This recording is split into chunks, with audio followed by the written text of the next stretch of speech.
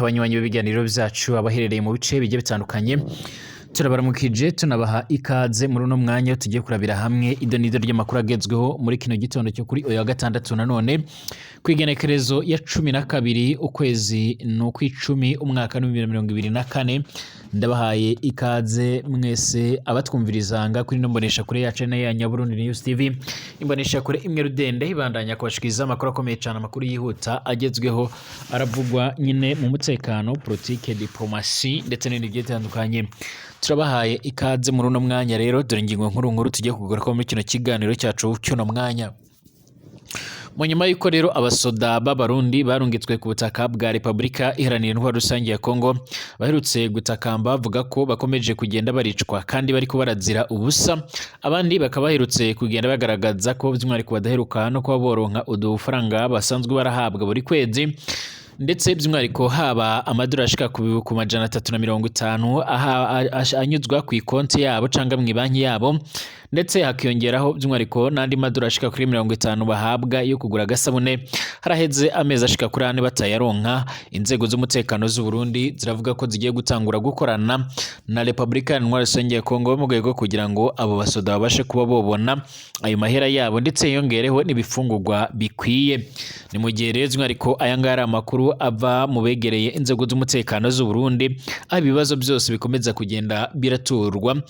Urongoye igisoda c'u Burundi bavuga ko ari we abari karanyereza ayo mahera General Prime niyo ngabo nk'uko biko biratangazwa. Ibingibi ni byagarutse by'umwihariko mu nama y'abashikiranganje bagiye batandukanye mu byo bajejwe ngamu kino gihugu c'u Burundi iri kwirabera mu ntara ya Kirundo guhera ku munsi w'ejo. Ngaha kandi mu Burundi hari umwe mu bayobozi b'ivuriro ariko aragirizwa kuba ariko arakoresha imodoka izwi nka ambulance cyangwa se izwi nk'imbangukira gutabara.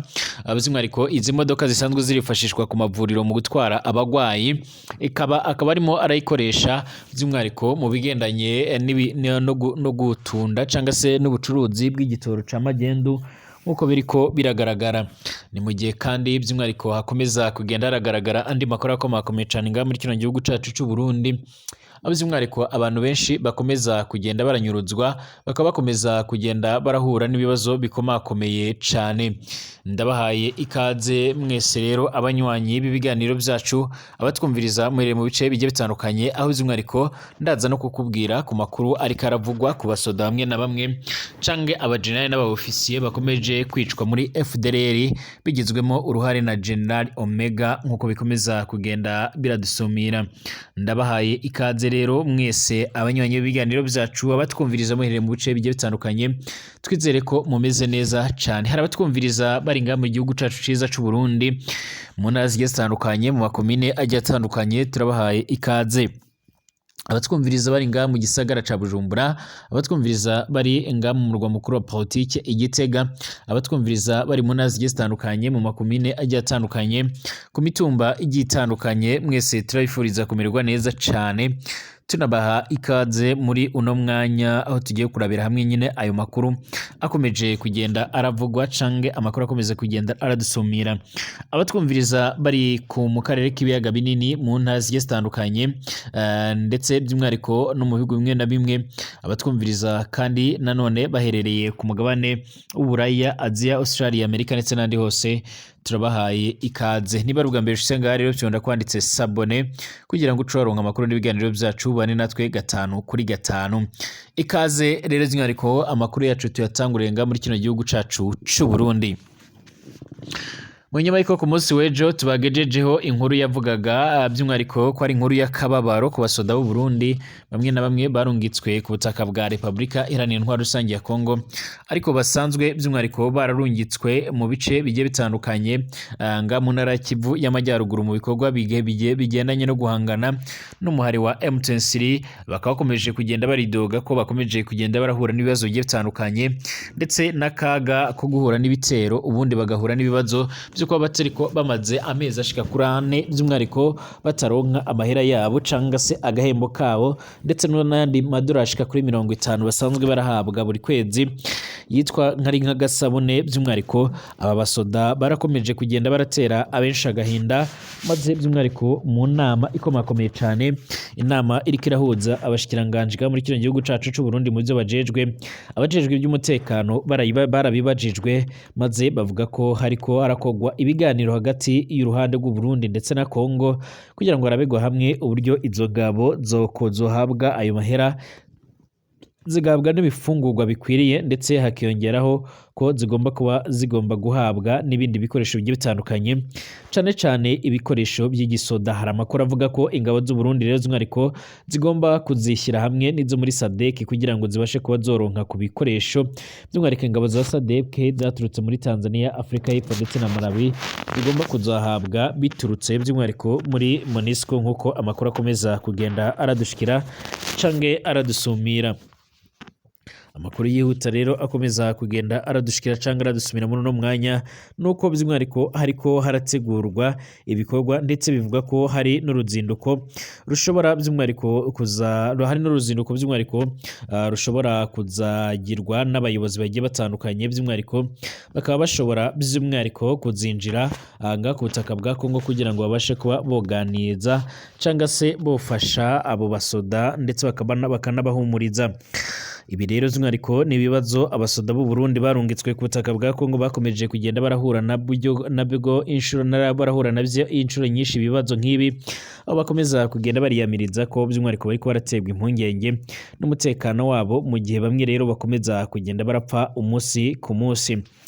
Biragoye kuba wotahura ibitigire by'abasoda bakomeje kugenda baragwa ku butaka bwa Kongo ndetse gushika ubu ngubu by'umwariko bamwe bakaba bakomeza kugenda bagaragaza ndetse baranerekana neza yuko by'umwariko babangamiwe, bakaba bakomeza kugenda bagaragaza ko babangamiwe n'uburyo ingabo z'u Burundi ziriko zirafatwa n'uburyo zibayeho nga ku butaka bwa Kongo mu gihe by'umwariko zoherejwe n'umunyagihugu canga se n'urongoye igihugu cy'u Burundi n'asanzwe azi imibereho y'igisoda.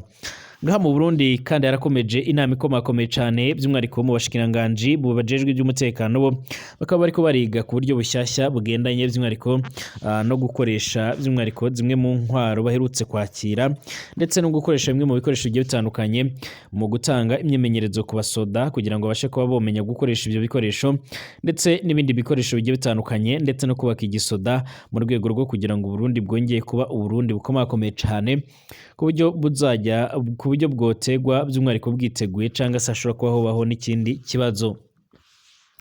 Harakomeza kandi kwibonekeza ibibazo nga muri kino gihugu cacu c'u Burundi, ibibazo cane bigendanye by'umwariko bigendanye no kunyuruza abantu nk'uko amakuru akomeza kugenda aradusumira.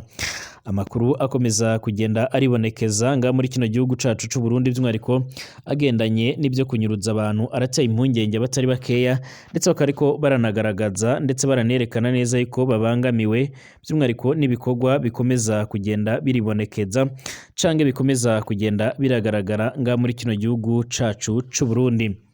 Hari uwitwa Leonce sinzi nkayo by'umwariko abantu bakaba ko bibaza icyo yafungiwe by'umwariko mu iperereza, aho afungiwe mu iperereza icyo yoba yarakoze bibaza icyo tumye afungwa ndetse n'icyo ariko arazira. Lawrence sinzi nkayo by'umwariko arazwi nk'uwigeze kurongora igisagara ca Bujumbura mu mwaka wa 1993 ndetse no mu mwaka wa 1994. Inyuma yaho by'umwariko yaragumye arahabwa ayandi mabanga agiye atandukanye nga muri kino gihugu cacu c'u Burundi. Kwigenekereza 29 ukwezi k'umunani 2024 niho rero yafatwa n'abakozi bajejwe iperereza bamukuye mu rugo iwe mu gisagara ca Bujumbura baciye bamufungira mu biro bikuru rero by'iperereza by'umwariko ari naho agifungiwe kushika uno musi. Amatohoza twabashije kuba twarakora by'umwariko ku mvo z'amasoko yacu twarashoboye kumenya ko Lawrence ariko rero abazwa amanyanga yabaye mu isoko ya logiciel Open Plaher ihemba rero by'umwarika abakozi mu bushikiranganje bw'abakozi ndetse n'akozi mu mwaka wa 2008 rero niho iyo soko yaja ku mugaragaro ibyo bita Apia de Frères International kugira ngo amashiramwe rero abifisiye ubushobozi atangure guhiganwa. Iyo soko by'umwariko yari ihagaze ku mahera y'amadolari miliyoni 26 z'amanyamerika nkuko rero bigaragarira mu mpapuro twaronse muri ayo matohoza. Iyo logiciary by'umwariko yaranzwemo ibinyerezwa byinshi cyane kuko gushika uno munsi iyo logiciary irimo rero utunenge twinshi cyane tugiye dutandukanye. Iyo soko yaraciye ihabwa ishiramwe by'umwariko ry'abanyamahanga bava mu gihugu ca Tunisia ryitwa SMAC Société de Informatique de Management de Communication. Igihe rero higwa igihe higwa rero canga se hatangwa ibyo soko sinzi nkayo ry'umwariko niwe yatwara umugambi witwa PAGE Project d'appui la gestion économique. Umugambi PAGE rero niwo warujejwe gukurikirana ibikorwa nishigwa mu ngiro hamwe rero harimo rero no gusuzuma ibijyananye n'iyo logiciary yarije guhemba abo bakozi.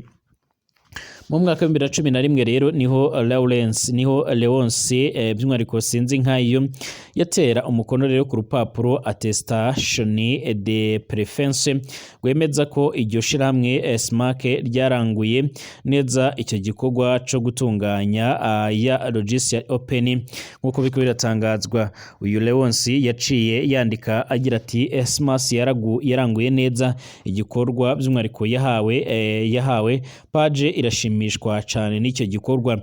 Ibyo biri muri runo rupapuro by'umwariko abanyimenyesha makuru bacu babashije kuba boronka bigaragara mu byabaye muri ko gihe. Aho rero mwiperereza mu bajejwe amatoza n'iperereza rero Leonce ariko abazwa ibijyanye nayo manyanga kubera iki rero yemeje ko logiciary ikora neza kandi hari byinshi bibura rero mu gihe ari we yari coordinateur wa PAGE. Ikibabaje uno mutamare by'umwariko w'imyaka ishika kuri 70 aho rero afungiwe nta numwe arekuriwe kumukubita ijisho mu gihe rero ari mu zabukuru arafise n'indwara by'umwariko zimubangamiye ku buryo bukomakomeye cyane. Mu nyuma nkuko rero benshi babyibuka iyo logiciary imaze kuvugwa ko ibitari bikeya byinshi muri iyo logiciary ntibikora nkuko byari byateguwe. Hari ibintu byinshi bitarimwe rero iyo logiciary yaraparanganye abakozi ba leta bagacerwa guhembwa bamwe rero bagahembwa amahera by'umwariko y'umurengera byose bitumwe n'amanyanga yaranze icyo gikorwa. Inyuma yo kugaragara rero ko icyo gikorwa rero kirimo amanyanga menshi cyane niho bamwe rero by'umwariko bari bafise uruhara mwitunganwa ryayo ndetse no kuyikurikirana batangura gufatwa by'umwariko. Aha twobibutsa nka Bigirimana Jean Claude by'umwariko yahoze arongoye igisata ca CTI afungiwe aho ngaho mwitohoza canke mwiperereza kuva mu kwezi kw'indwi 2024 n'abandi bagiye batandukanye barimo batungwa nayo yahoze arongoye ico gisata cya CTI imyaka 12 imbere yo gukukuruka mu mwaka wa 2022 nkuko bikorera tangazwa nkuko amakuru akomeza kugenda adusumira. Nawe rero nyine yarafashwe muri kuno kwezi guheze kw'indwi 2024 nkuko twakomeje kugenda turabivuga bagifatwa bose uko ari babiri bakaba baramaze amezi 3 aho mu ibyo biro by'amatohoza. Rero sinzi nkayo by'umwariko akaba yabaye wa gatatu afatwa muri ayo manyanga avugwa mwitunganya ry'icyo gikorwa. Ariko naho rero abo bantu bariko rero barafatwa mu nkuru by'umwariko naherukaga kubahereza by'umwariko twari twavuze ko hari n'abandi bategetsi bategerezwa gufatwa bakoze amanyanga adasanzwe mu busuma bwagumye bubera mu bushikiranganje bw'abakozi ndetse n'akazi. Ibyo nabyo tukaba tuzokomeza kugenda tureba tohereza nga muri kino gihugu cacu c'u Burundi. Amakuru yihuta rero arakomeza kugenda aragaragaza ko amanyanga ndetse n'ibindi bikorwa nk'ibi bikomeza kugenda byigwanekeza nga muri kino gihugu cacu c'u Burundi. mu Burundi intara ya Kirundo by'umwihariko hariyo akamaramaza ndetse kanateye ubwoba bariyamiriza amanyanga y'urongoye ibitaro ariko arakoresha imodoka muri y'ibyo bitaro muri magendu z'ibitoro.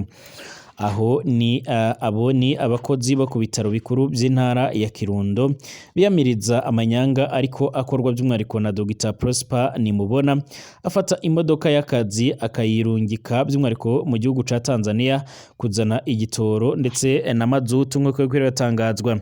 Iyo modoka mubona by'umwihariko mutanga musanzwe muzi ni ambulance by'umwihariko yo kuri ibyo bitaro urongoye ibitaro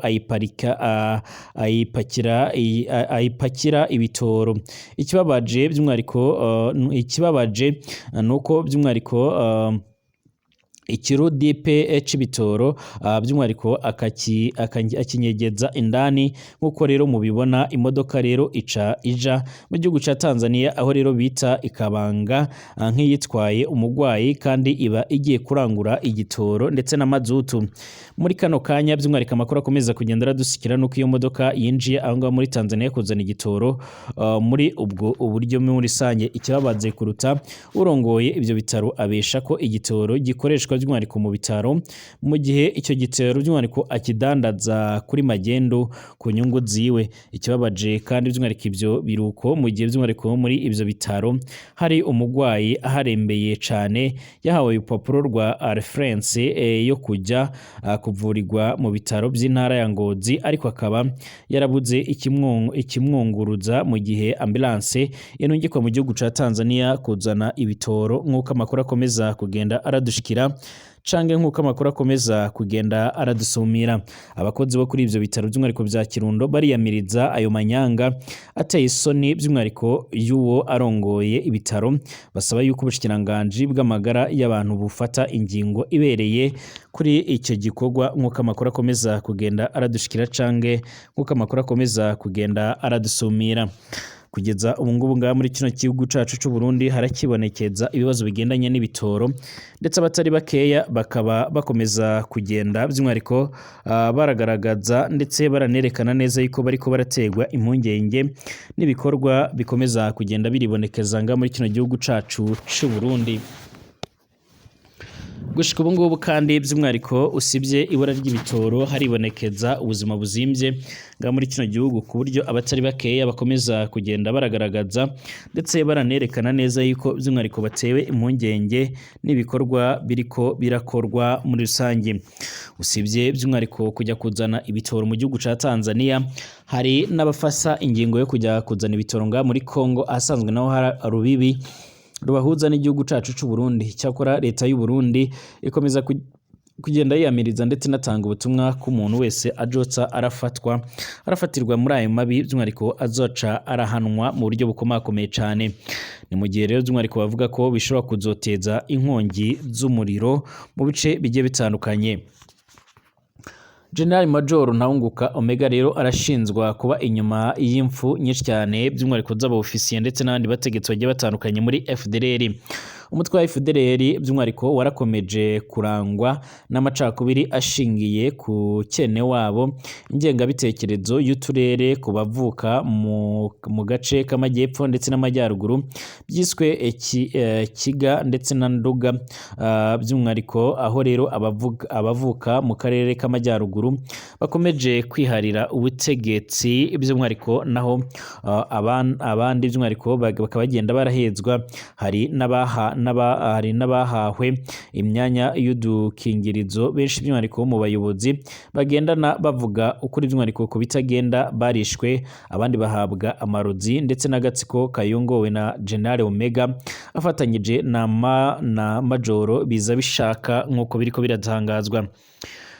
Kwikubitiro twavuga urupfu rero rw'amayobera rwa Koloneli Rutiganda by'umwihariko Mazizi washakishwaga kubera uruhare yageze muri jenoside yapfuye azize amarozi by'umwihariko ku kagambane kakozwe na General Ntawunguka Omega komanda wa FDLR nk'uko biko biratangazwa. Koloneli Rutiganda rero Jean Damascene wakoreshaga amazina by'umwihariko ya Mazizi, naho rero ku mbuga ngurukana bumenyi akaba yayitaga Donat Gapyisi, yarishwe n'amarozi akaba yaraguye ahitwa Ipaluisi mu birindiro bya FDLR, ni muri groupema ya Bwito territoire ya Rucuro, ni muri Kivu y'Amajyaruguru mu mashamba ya Republika Iharanira Intwaro Rusange ya Kongo. Inkuru y'urupfu rero rw'uyu mugabo by'umwihariko ikaba yaratanguye by'umwihariko gucicikana by'umwihariko hari mu gitondo ku igenekerezo 24 Mutarama 2021. Isoko y'amakuru yabashaga kugenda ataratugerayo aherereye muri Bwito yavugaga ko uyu Koloneli Mazizi wari umaze imisi arwaye uburozi, yaratumbye inda n'ibirenge, yarashinzwe by'umwihariko ibirindiro bikuru by'umuhari wa Foka bita Quartier General. Ubu burozi bukaba bwarazanywe na Majoro biza bishaka inshuti magara ya General Omega abukuye i Bugande. Bikaba bivugwa ko by'umwihariko yabuhawe na Pasiteri Busingo, umwe rero mu bayobozi ba RNC ukorera nga mu gihugu ca Uganda. Generali de Brigade Kalebu nawe yarishwe mu kwezi kwa Nyakanga 2020, akaba yarakuriye urukiko rwa gisirikare muri FDLR. Uyu mugabo akaba kandi yarakundaga gushinja bamwe rero by'umwihariko mu bayobozi ba FDLR kwigwizaho imitungo ndetse no kunyusa rubanda ntacyo bateze by'umwihariko kubamarira. Generali Kalebu kandi yakunze kubaza General Mwega kuba yibera mu masengesho ntatekereze by'umwihariko uburyo abanyarwanda bazotaha. Ayo magambo yaratumye General Kalebu by'umwihariko yicwa by'umwihariko atezwe igico n'abasore bari biteguye, nk'uko bikomeza kugenda bigaragara bari bateguye na Majoro biza bishaka, bivuga ko asanzwe ari inshuti ye. General de Brigade Secyugu by'umwihariko nawe yarishwe ku igenekerezo 22/0/2020 atezwe igico n'abasore ba General Omega. Amakuru twabashije kugenda turamenya nuko uyu Secyugu nubwo rero yari generali, ariwe mu ofisiye mukuru muri FDLR wari ukennye cyane, dore ko by'umwihariko yari afise umugore wagwaye ibisazi by'umwihariko ntiyahwemaga gukomangira General Omega amusaba imfashanyo yo kujya kuvuza umugore we mu bitaro bya Mulago biherereye muri Uganda. Akababaro gatewe by'umwihariko n'ibisubizo bidahwise nibyo rero byaba byaratumye yubahuka General Omega aramutuka, bituma rero Omega amucira urubanza ko rero ari inyenzi, aca ajya kwicwa ku igenekerezo 22/0/2022. 2020 General Secyugu amazina ye y'ukuri yitwa Nsengiyumva Venuste, yaravutse mu mwaka w'1932, avukira mu cyahoze ari segiteri ya Bugarura, komine Muhura, prefegitura ya Byumba, ubu ni mu karere ka Gatsibo. Aravuka mu muryango ukomakomeye cyane w'aba Secyugu imuhira, yinjiye rero mu gisoda ca Exfare mu mwaka w'1982 ubw'ingabo za RPA zateraga igihugu. General Secyugu nibwo rero hinjiye mu ishuri rikuru rya gisirikare ESMA mu cyiciro cya 30. General de Brigade Ruvuga y'imikorere Ruhinda n'andi mazina ayiye gato by'umwihariko ya Gato Karakura, yari umuyobozi w'ingabo zidasanzwe z'umuhari wa FDLR. Ubusanzwe amazina yitwa Protogene Ruvuga y'imikore, yarishwe na General na grenade yari yaratezwe ku buriri bikozwe n'umusirikare wamurindaga, aho bivugwa ko uyu musirikare by'umwihariko yari amaze igihe gito yoherejwe na General Omega mu butumwa bwo kuyobora abarinzi ba General Ruhinda. Byose byaje gushyirwa kuko rero by'umwihariko ubwo Ruhinda yaterwaga grenade, habanje ubutumwa rero bumusaba kuva mu birindiro bye agasura ingabo. Ibyo byose bikaba by'umwihariko byarakozwe kugira ngo abone uko rero aha intumwa ye by'umwihariko Lieutenant Eric Ruhinda adahari. Ubwo General Ruhinda yagarukaga by'umwihariko agiye kuryama yaturikanywe n'izo grenade. Icyakurikiyeho rero nuko uwaziteye yafatiwe Kanyabayonga na Mayimayi Kabito by'umwihariko, ariko General Omega ategeka ko Mayimayi ko zimurekura akigendera. mu nkuru rero by'umwihariko zikomeza kugenda ziribonekeza nuko iyi FDLR isa n'iyafashe ingingo y'uko ishobora ngo kuzotaha mu gihugu cy'u Rwanda by'umwihariko ikomeje kugenda iribonekezamo by'umwihariko ikomeje kugenda iribonekezamo by'umwihariko amanyanga ndetse n'ubugizi bwa nabi ndetse n'ibindi bikorwa bigiye bitandukanye bitari byiza ndetse gushika ubu ngubu batari bakeya bakaba bagaragaza ko FDLR ishatse yofata ingingo yo gutaha dore yuko by'umwihariko idashobora by'umwihariko kuba yobasha kuba yotera igihugu cy'u Rwanda nk'uko bikomeza kugenda bigaragara. Hari bamwe rero batajya umunwa mu kugaragaza ko FDLR by'umwihariko yoba iri iratekereza cyangwa yoba iri kirashaka kuzoza mu gihugu cy'u Rwanda, ariko bakagaragaza ko by'umwihariko ibyo ngibyo idashobora kuba yobigeraho, bakaba ariko barasaba inzego zijejwe umutekano muri Kongo yuko zofata ibihano ku bayobozi ba FDLR. Dusubire mu masaha ari imbere turabira hamwe andi makuru agezweho abakomeje kugenda aravugwa, dore ko twibanda ku makuru agezweho aravugwa mu mutekano